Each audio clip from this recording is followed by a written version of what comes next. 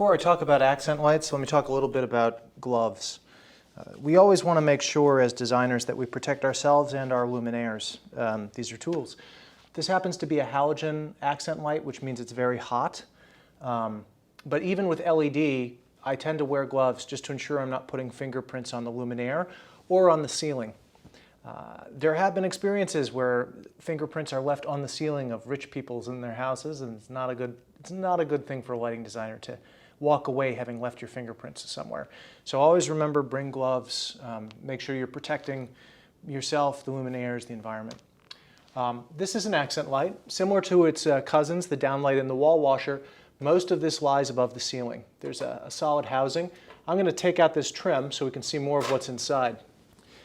You'll notice the trim itself has a cutaway. There are different styles of accent light trims, but this angled trim lets more of the light pass through the aperture. A good accent light is designed so that the light itself always passes through the center of the trim.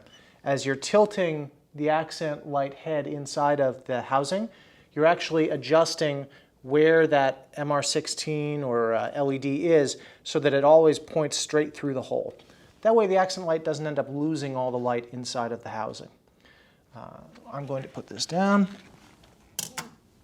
So this particular accent light, MR16 as mentioned, and we're seeing on the painting here, we're seeing quite a bit of striations from the lens. I'm going to go ahead and add a Solite lens, a microprismatic lens, which will help to blend out and even out this beam. There we go. You'll notice now the beam is much more even across the painting. Let's talk a little bit about aiming practices. First off, when you're designing the placement of an accent light, you always want to think about the artwork itself, what kind of reflections and shadows you're going to get.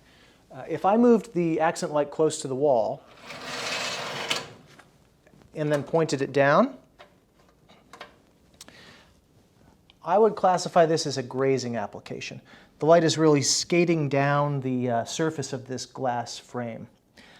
This can be very effective for bringing out the texture if it's a painting that has texture, and it can be very good to light a large floor-to-ceiling work of glass or work that's behind protective glass, because you're not going to get veiling reflections at this angle. But it doesn't get a lot of light on the painting. If I pull this light further out, and I'll tilt it up, you'll notice we're getting the same amount of light is exiting the fixture. We're getting a lot more light on the painting itself. And that's because the angle at which it's impacting the painting is much less steep. We're getting a lot more bounced light out towards the viewer. Everything looks brighter from this perspective. The one thing to be careful of with this is veiling reflections. I'm going to go ahead and tilt this painting towards the camera to give you a sense of what veiling reflections are. So a veiling reflection is when you have a specular surface like glass or marble, and you actually see the reflection of the light fixture in that glass. So you see the solid round accent light reflected in the glass. Very unpleasant, makes it hard to see the image.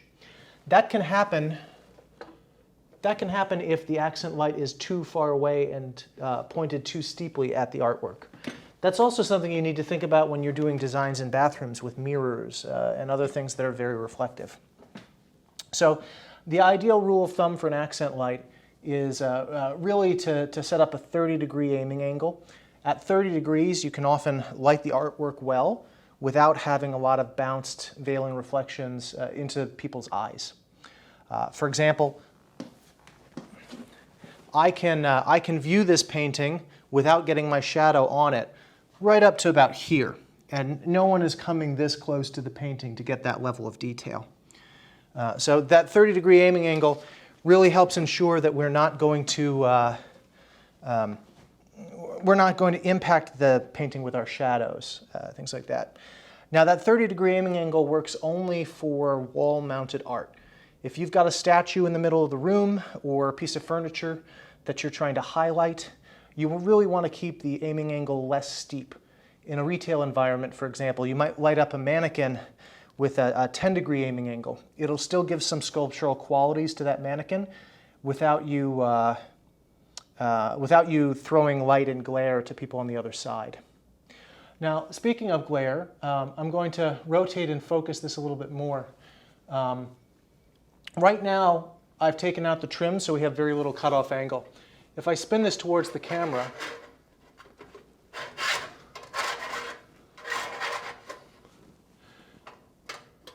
at a certain point, the glare is absolutely obnoxious, right? And as I tilt down, there'll be a point where it's more comfortable.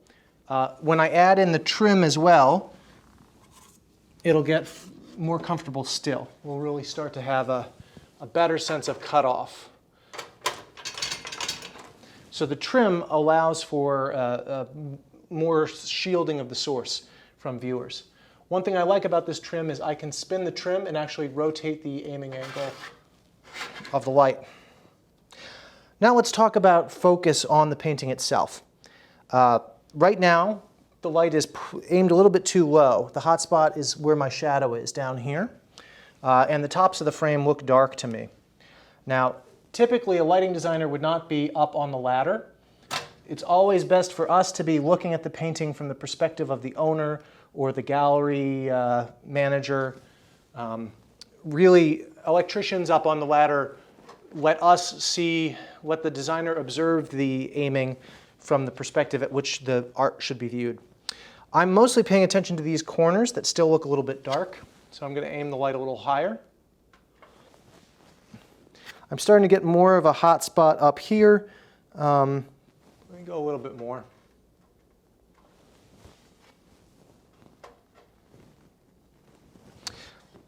As mentioned, it's best to view our work from a lower angle, so I'm walking down to look. And from here, this side looks a little darker to me. That side looks okay. So I'm going to put back in the trim. Now, before I do, we can lock down fixtures. If you're working with an electrician, it's important for you to lock down or tell them to lock down the focus. The last thing you want is to do very specific and beautiful aiming on a painting and then have the light sag because nobody tightened down the screws to hold it in place. This particular one tightens down using Allen wrench screws. There are other ones that are tool-less, that they may have something the electrician can use their hands to tighten down, or they may use a typical screwdriver. All right, so I put in the trim and I've lost a little bit more light on this side. I'll make that small adjustment and take one more look, but I think I might be happy with this. Yeah. So that's the basics of accent lights. Really, they're meant to highlight artwork, highlight things that you want to call attention to.